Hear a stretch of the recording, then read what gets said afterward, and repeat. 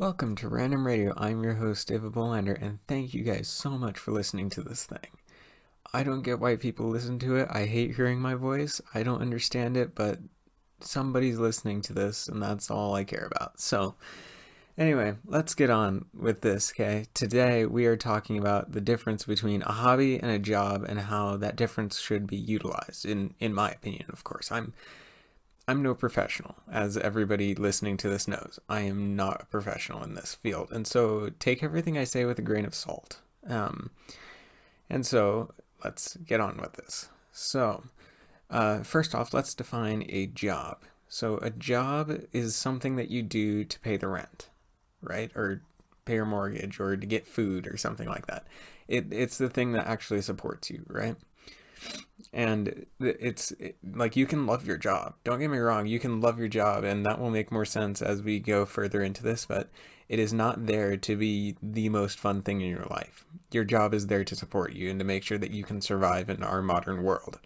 Um, Now let's move on to a hobby. So a hobby is the thing that keeps you sane. It is the thing that you do in the meantime for fun, right? Typically you do it in a way that means you are a lot more like enjoyable, or it's more enjoyable, and you are actually making some kind of progress. For some, this could be learning an instrument. For others, it could be starting a podcast. For others, it could be video games. Like whatever you do that makes you happy and that you feel like you're making progress while you're doing it, right? And that you like to do consistently, right?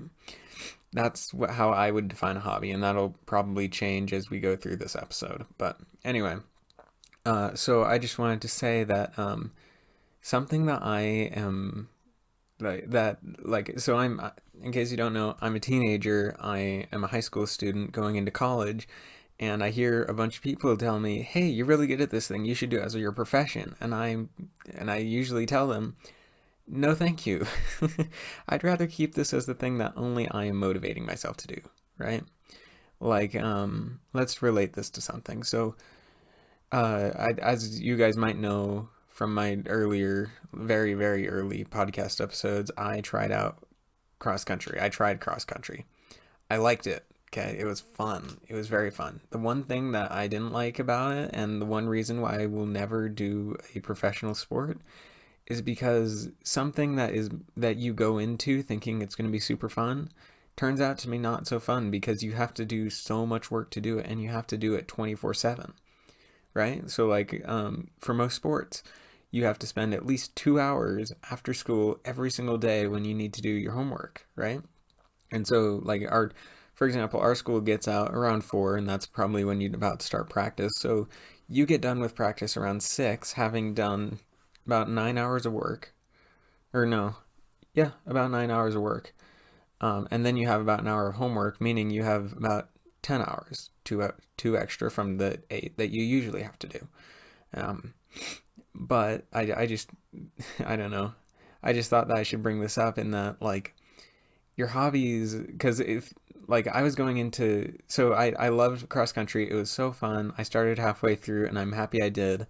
Um, One thing that I will say is that everybody in any sport, high school level and beyond, even middle school level and beyond, I'd say, is ridiculously competitive, including the coaches. They're like, winning is your job. Your job is to win. And to that, then I say, I'm just here to have fun. And then I quit. And that's actually one of the reasons why I quit track, is because I realized I'm not enjoying this anymore. Like it's not that I was having a few rough days, which honestly probably was the case. I wasn't having any more fun, or it wasn't worth the constant effort of working after school, right? It just wasn't worth it to me. Especially since I was getting so very little out of it. Like, to some, then winning a race is the best thing ever. That is like their gold. That is the thing that they do for life. For me, I'm personally just kind of not. I'm not super competitive, in the sense that, like, I'm okay losing. I'm just here to play, right? It's one of the reasons why I'm trying to restrain myself from learning, like, all those super amazing chess tactics, right? I've always liked playing chess. It's always been a fun game. I just don't like it. I don't like playing against other people my age, probably because I lose consistently, but also because it becomes less about having fun and more about winning, right? And so instead of trying to logic your way through a puzzle, then you are thinking back to your photographic memory of this is what you do when you see this board, right? It's and this is this tactic. This is what this tactic is called, and that's good for you if you want to get better, if you want to get super good at chess. For me, I just like learning and I just like having fun with my chess game, right? I don't like playing against people who are actively better than me because they memorize something, and it makes the game not so fun, especially when that other person is super competitive, which is often the case, right? It's That's one of the reasons why I don't play chess with people anymore. And it's a similar thing to what I do with solitaire. I know that there are a whole bunch of codes and cheats and stuff for solitaire that you could totally look up and that you could figure out. But I like playing solitaire just because I like playing the game. Like I like logicking my way through everything, right? Thinking, hey, should this ace go here? Should this king be moved over or not? Like it's something that I enjoy thinking through, right? And that could apply to just about anything, right? Like let's say that you are in a music class, right, for your school, and one of your goals by the end of that class is to learn one singular song because you're not very good at learning whatever instrument it is, right? So that's your goal. That's how you are walking into the class. And then you learn that you will have to have completed 3 songs for a grade, and you have to do it a very particular way, right? Let's just imagine that, right? Your all your dreams of I'm going to have fun in this class have just kind of gone out the window because it's like now I have to crunch for a class I thought was going to be fun, right? I thought that I was actually going to have a good time in this class, but nope. It's just going to be work, work, work, work, work, and for a deadline, right? And that's how jobs are. That's what I'd say is the biggest difference between a job and a hobby. A job has a deadline. Hobbies do not. And if you are making a deadline for your hobby, you are having a problem with your hobby because like it's good to have goals, but don't put those goals like so strictly that like it's going to ruin everything, right? Like let's say like it's good to have goals like this. So you are learning a song just on your own like over the summer or something, and you say, okay, in 1 month if I don't have this song learned, I am going to just keep practicing, just going to put it on the side, and then maybe I'll come back to it later. That's a good thing to have for a hobby. What's not a good thing to have for a hobby is I'm going to learn this song in 3 months, but if I'm done, but if I can't figure it out, I will actively punish myself, or I will not play the instrument anymore, right? And so it's that's what I'd say is the biggest difference between a job and a hobby. And oftentimes hobbies morph into jobs because you feel tremendous pressure to complete, right?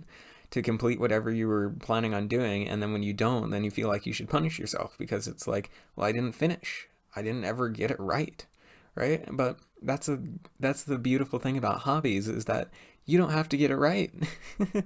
Nobody's there to judge you. Nobody's there except for yourself. And if you're judging you, then you need to have a little bit of a thought process or a think through, right?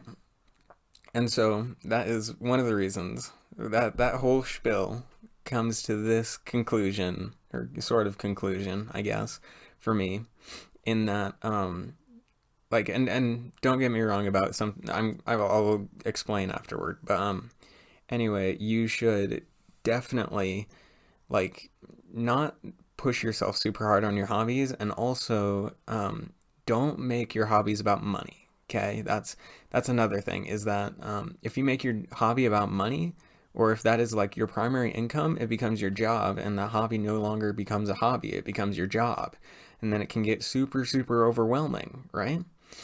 um, but then like if you like let's say that you have your main job, and of course if you don't make your hobby your job, then people are like, well, what if you have like what about your dream job? Well, I'd argue that it's best to have, like, if you want that to be your job, make multiple other jobs, right? That's what I'd argue is just how, if you're going to make your hobby your job, get other hobbies for one, and for two, have multiple jobs so that you're not constantly super, super stressed about it, right? Because, like, musicians, right? Um, Suddenly you have just a bad week, or you have a bad year or a bad month or something, right? Where you're just not being creative, you just can't get into any places to play your music, right? You just can't. And so, and then suddenly you can't pay your rent, right? And that stresses you out and it makes you think, oh, I can't actually, and it leads a lot of people to think, I can't rely on this as a main source of income. And the truth is, you can't. But you can rely off of that and like multiple other hobbies, or that and a full-time job, or even a part-time job. There's nothing bad about a part-time job. Your part-time job, if you can, here's my biggest thing here, okay? And I'm not saying don't try to make your don't try to like, sorry, I'm just trying to find the proper words for this, but don't try to make your hobbies about money, in the sense that, like, don't um, you can tell that I don't script these episodes because I pause like this, and then I rant about something, usually that, and then I sometimes come up with an answer. But anyway, your hobbies should not be about money, and if they do become about money, they become less of a hobby and more of a job. And I'm not saying, like, don't let your hobbies make you money. By all means, if you can find a way to make money doing music, do it. If that's what you love doing, do it. Like, there's nothing wrong about, like, being a part-time musician. There's nothing wrong with that. Heck, if you, like, think about me, I am a high school student. I'm getting into more jobs. I am a part-time podcaster, musician, programmer, and not really athlete anymore. Like, I am part-time a lot of things. None, and most of which don't make me money. Like, one of those things I just listed actually would make me money, which is the getting into jobs, right? And I mean, that's what I mean, is that, like, and I'm not saying high school is a hobby. High school is definitely a job, but if you can make particular parts about it a hobby, that makes high school a heck of a lot easier, right? Um, Also, if you can bring your hobbies into high school and not treat them like a job, which is very, very difficult. And that's why I'd also support separating your home and work lives, because, you know, you always want to do work at work, not your hobbies. And if you bring your hobby there, then it makes you think, hey, I need to actually be working for my hobby, which isn't right. Your hobby is there to entertain you. It's there to make sure that you are feeling okay, right? And so I guess I don't know. I don't know how I'm going to wrap this up. Sorry. This is a very unclean ending, but my biggest thing that I guess my biggest thing that I want you guys to get out of this is, hobbies are for you. Like, that is what you have available to you to pour your creativity into, right? A job is something that you put all of your effort into, all the things that you like, all the things that we always think are bad, right? Like, all the crunch time, right? All the all that stuff, you know. And those are typically the things that rake you in more money, because you're putting in all the things that you don't want to put in, typically. Um, but I guess that's what I want you guys to get out of this, is that, like, don't confuse your hobbies for jobs, and don't confuse your jobs for hobbies, and, you know, don't push yourselves super, super hard on hobbies just because, like, be sure to do them, but don't set deadlines, don't make them about money, right? Just be like, this is something I want to do for fun. And if you want to expand that hobby using more funding, by all means, do it. Like, this is about you. And if you feel like you can support that comfortably, do it. It's all for you. That's what the hobby is built for. A job is not built for you. It's built for the physical you. Your hobbies are built for the mental you. At least that's how I'd explain it. Nowadays, at least. But Yes, again, sorry, this did not come to a very clean ending, and I apologize that I haven't been uploading very consistently. I hope that will change. No promises, but I hope it'll change. Anyway, well, thank you guys for listening, and I hope that you guys have an amazing rest of your day and all that. So, I am David Bolander. This was Random Radio, signing off.